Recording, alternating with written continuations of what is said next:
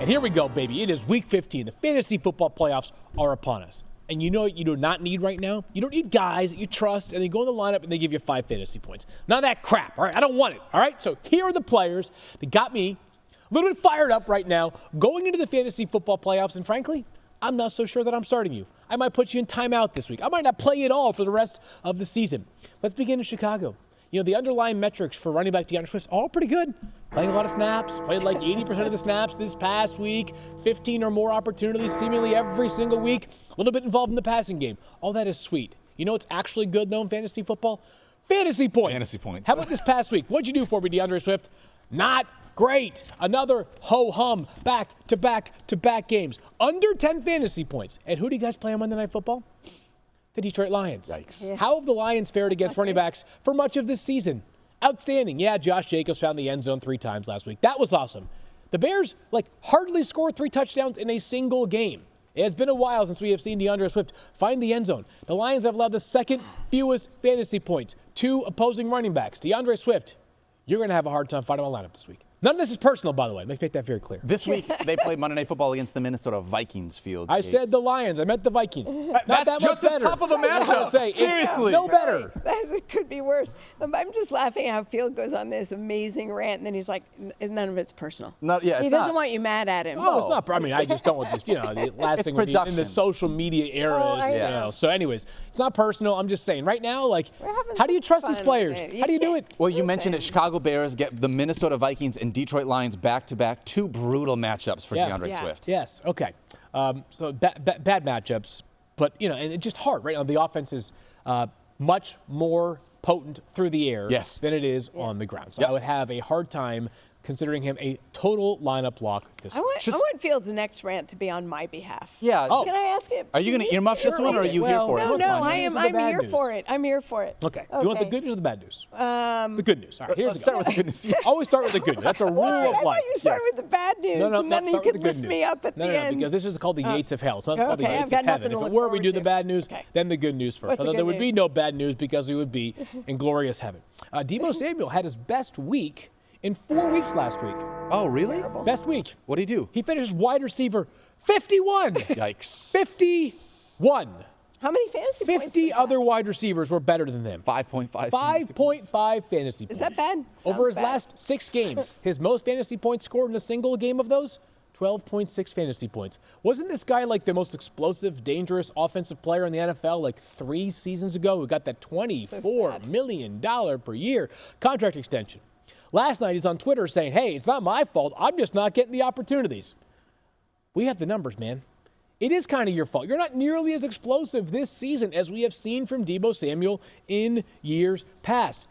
Has scored 1 receiving touchdown all season. 1. Yeah, I know. And so, a month ago, I was telling Mike, we got to get the gap between Juwan Jennings and Deebo Samuel a whole lot wider.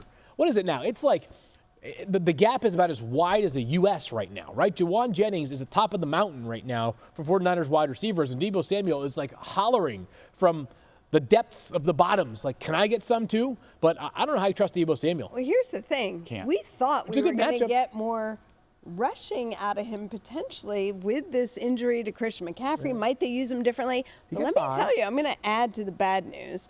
Matt Barrows, who covers the team for The Athletic, said with his rushing attempts, Deebo is 2.9 yards per carry, 2.9 yards per carry this year.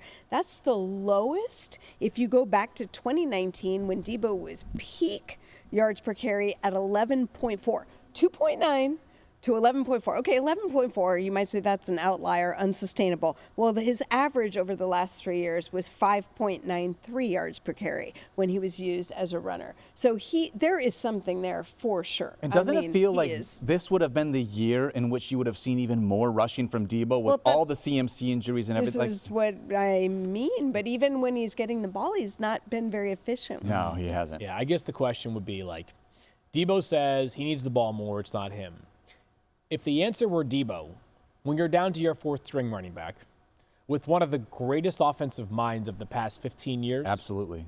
If the answer was him, we would have already turned to him. So anyways, I don't trust Deebo Samuel. I am very nervous about him, even in what should be a decent matchup. Did you guys watch the Bills this past week? Every Bills wide receiver seemingly went off. Matt Collins scored a touchdown. Amari Cooper had 14 targets. Obviously, Khalil Shakir was awesome, as he always is. So doesn't feel no great. trust. Yeah, no trust in Deebo Samuel. You guys tell me, when you find a player that you trust and you feel differently about, please let me know, because right now we're 0 for 2. You know, the hard part for me is this next player you're going to talk about. I touted as a mini Deebo Samuel coming into the season. I meant that in a positive way, but it turned out to be the same negative conversation. So it's your fault. Yeah, a little too on the money. I flew too close to the sun with this one. All right, so 18.25. Okay. That's a good number of fantasy points to score per game, right? 18.25 is good. Yeah, I take that. 18.25 receiving yards per game. Oh, Bad. that's not good. Yeah, that's what Jaden Reed has over the past 4 weeks. Oh, he had 0 points last week, by the way. 0.0 points. I'm sure he's had receptions that were more than that in just one catch in the past. Probably, yeah. So you guys remember that monster week one, 33.1 fantasy points? Of course. That accounts for 19.6% of Jaden Reed's total season points. Wow. 19.6% came in one game in its Week 15 of the NFL season. Rob Domofsky, who covers the Packers at a brilliant level for us here on ESPN, wrote about this morning.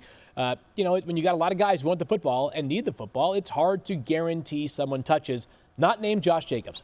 They ran 45 plays last week, did the Packers, because the Lions just pummeled them at the line of scrimmage. They were excellent, obviously. Both teams were really good.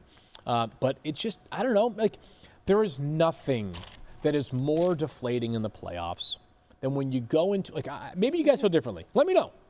I'd rather lose a playoff matchup 175 to 174 than, like, I'd rather lose by 1 in a very high-scoring matchup than either lose a close one where I just don't get a whole lot from my roster or just get blown out. Like, I don't like to lose in general. We're all humans, right? But I don't know, man. I'll tell you what I do. When I start a guy that has 0 fantasy points at the end of the week, I immediately look at my bench and say, if I only had played this guy on my bench. Right. And it's I the hate fantasy doing that. regret. We all have it. We all do it. And it feels like Jaden Reed started out, I mean, you mentioned the hot start. He was so great from that perspective. You loved a lot of the rushing usage that he got last year. Again, that rushing usage has gone down quite a bit here in 2024. Too many guys to be able to spread the ball around to, not enough consistency.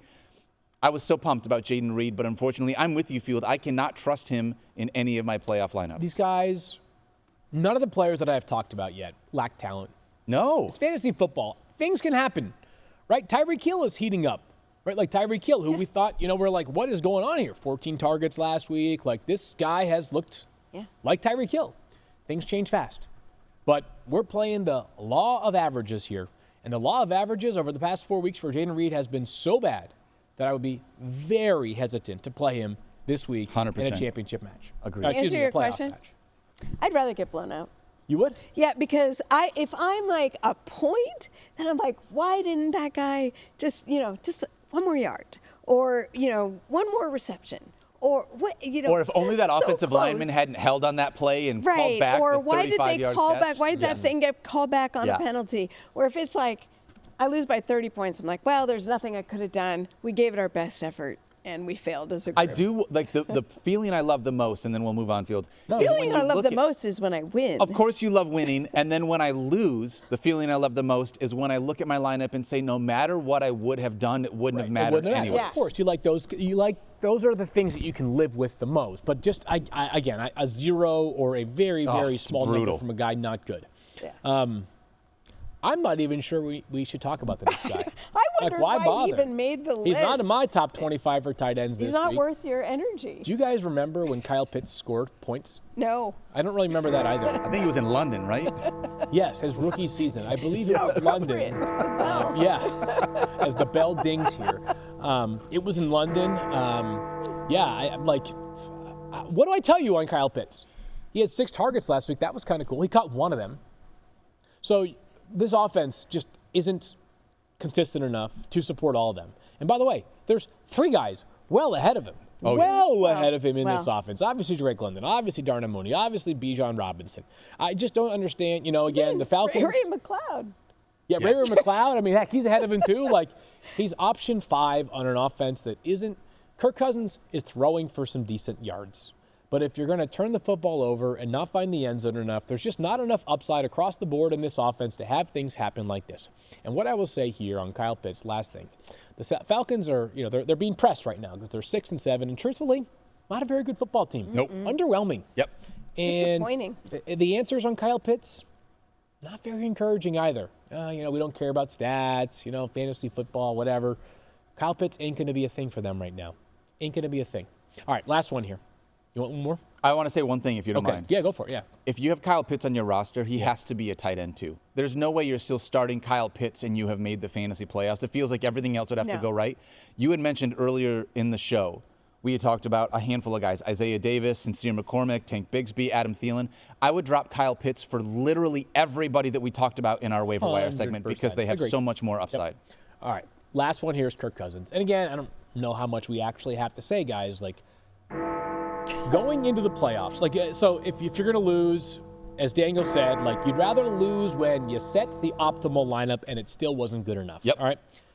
One of the worst ways to lose in fantasy football is by not doing the commonsensical thing and overthinking it and letting that player be the reason why you lost. Yeah. And based off of this season, Kirk Cousins, other than when he plays the Bucs, hasn't been good enough to be inside your lineup. So if you want to play him this upcoming week, I don't know why you would do it in the first place. We'll have the conversation about Kirk Cousins in Week 16 against the Giants, but even that one makes you a little bit nervous because Kirk Cousins has been in remarkable spots, not good spots, remarkable spots throughout this season and let you down. So you decide if you want to have that happen one more time and it might cost you a playoff matchup, go for it. But for a player who has been so great for so long, it just ain't happening this season. The interception trend is too high for me. You're taking points off the table. I do not want that. Right, with zero rushing. When you have 0.0 rushing upside, you have to be a turnover-free quarterback, and he is not. He is the exact opposite of that this season. I love Kirk. He's been a fun player to watch, but he is not somebody that threatens you in fantasy right now. Totally with you, unfortunately.